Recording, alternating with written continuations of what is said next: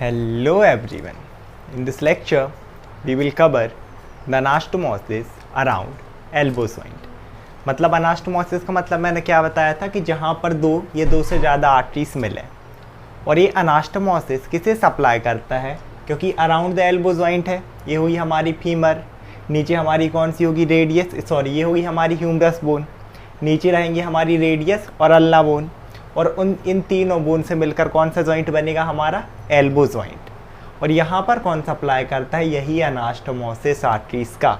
तो इसमें रहती हैं टोटल हमारी 8 आर्टरीज, तो form by branches of brachial artery, जो कि किस किस की ब्रांचेस रहेंगी वो 8 आर्टरीज।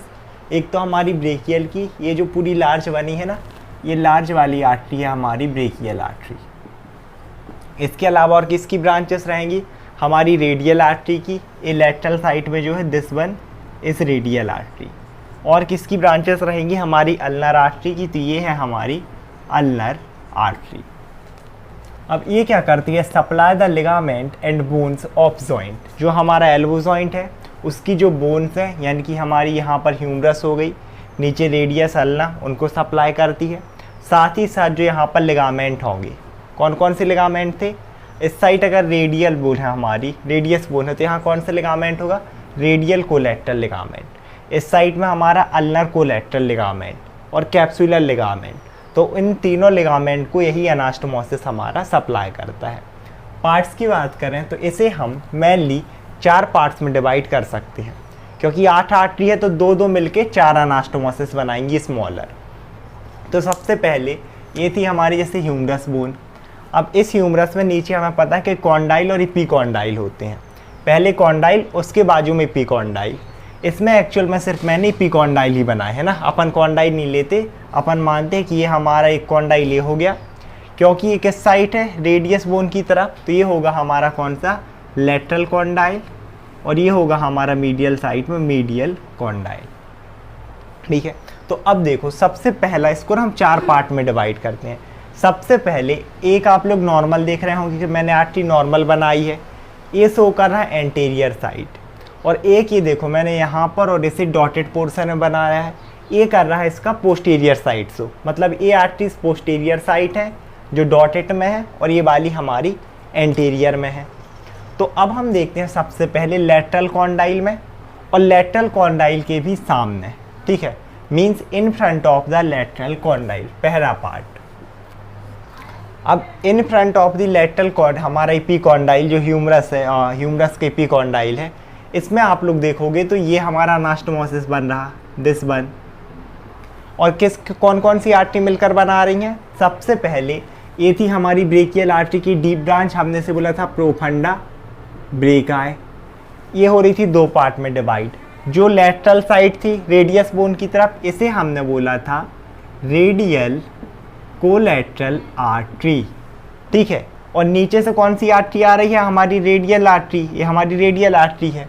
इस रेडियल आर्टरी की एक ब्रांच, जब मैंने रेडियल आर्टरी पढ़ाया था बताया था ना कि इससे एक ब्रांच ऊपर जाती है, तो ऊपर के लिए हम बोलते हैं रिकरेंट, और किससे निकली, रेडियस से, तो इसे हमने बोला रेडियल रिकरेंट आर्टरी।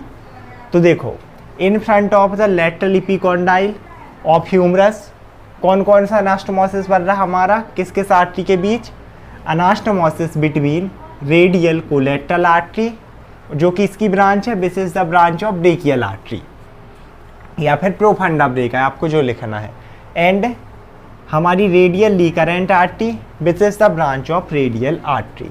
तो ये रहा हमारा लेटरल इपीकॉन्डाइल के सामने रेडियल कोलेटरल आर्टरी, ये ऊपर वाली, make anastomosis with radial recurrent artery.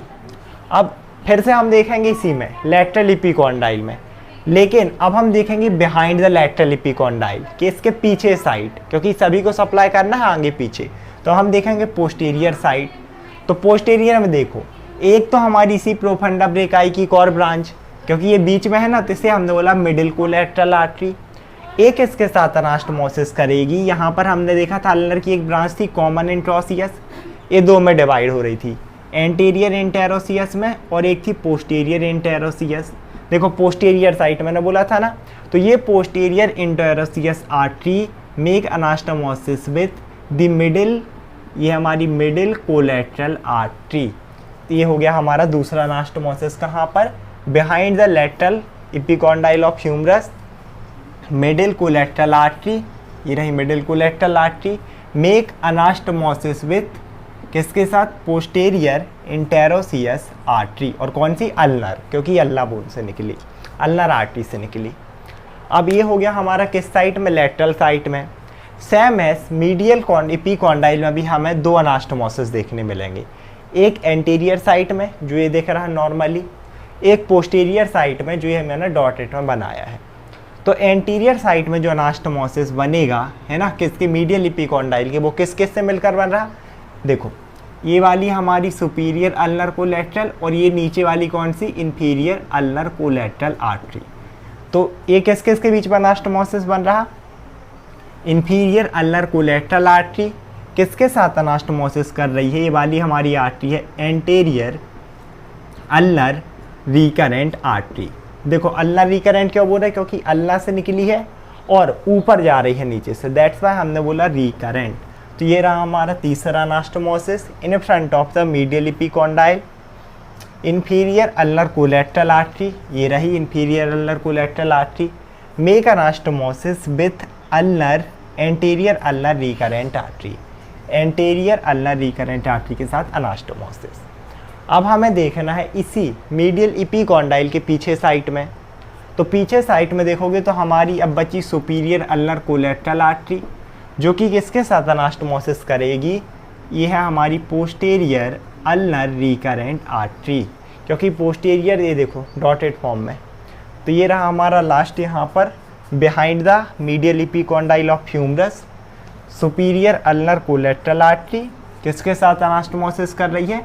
Posterior ulnar recurrent artery के साथ। आई होप आप लोग को वीडियो समझ में आया होगा। Thank you so much everyone.